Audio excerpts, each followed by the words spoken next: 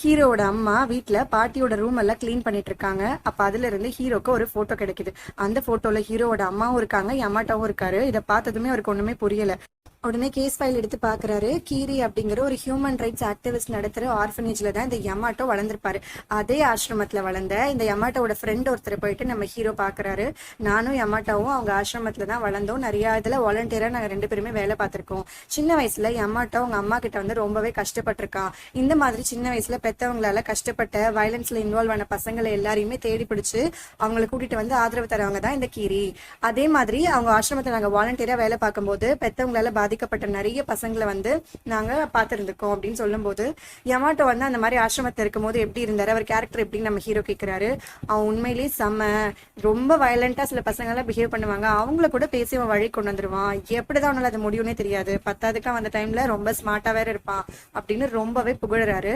இதெல்லாம் கேட்ட நம்ம ஹீரோ இந்த யமாட்டோ இருக்காரு இல்லையா, அவரும் இவங்க அம்மாவும் இருக்க மாதிரி போட்டோ இருக்குல்ல, அதை அந்த ஃப்ரெண்டு கிட்ட காமிச்சு இந்த போட்டோல யமாட்டோ எங்க இருக்காருன்னு உங்களால சொல்ல முடியுமான்னு கேட்கிறாரு. உடனே அவர் வந்து அந்த யமாட்டோ இருக்கிற இடத்த கை காமிச்சு இதுதான் யமாட்டோன்னு சொல்லி இவர் அந்த போட்டோல எங்க இருக்காரு அப்படின்னு காமிக்கிறாரு. உடனே ஹீரோ இவங்க அம்மாவை காமிச்சு இந்த லேடி யாருன்னு உங்களுக்கு தெரியுமா அப்படின்னு கேட்டதும் இது எரிக்கோ, எனக்கு ரொம்ப நல்லா தெரியுமே, இவ கூட அதே ஆசிரமத்துல தான் வளர்ந்தா, இந்த பொண்ணு கூட சின்ன வயசுல அவங்க பெத்தவங்களால நிறைய கஷ்டப்பட்டிருக்கா, ஆனா இவ்வளவு ஆசிரமத்தை விட்டு கீரி விரட்டிட்டாங்கன்னு சொன்னதும் ஏன்னு கேட்கிறாரு.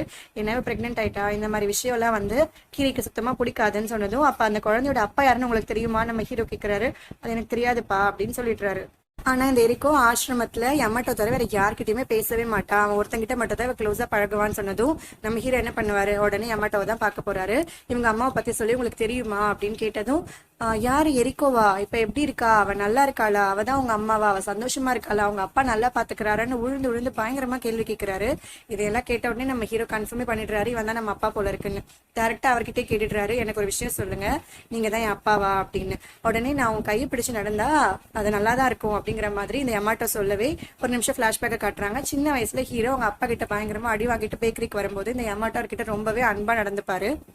ஏன்னா ஒரு 18 வயசு கீழே இருக்காரு இல்லையா, அந்த மாதிரி பசங்கிட்ட ஒரு அன்பா தான் இருப்பாரு. 18 வயசு ஆனாதான் இவருக்கு பசங்களை பார்த்தா கொலை பண்ண தோணும். இப்ப இந்த விஷயத்த உடனே நம்ம ஹீரோ போயிட்டு அவங்க அம்மா கிட்ட கேட்கிறாரு, நான் யமாட்டோவை மீட் பண்ணேன், உங்ககிட்ட அதை பத்தி பேசணும்னு.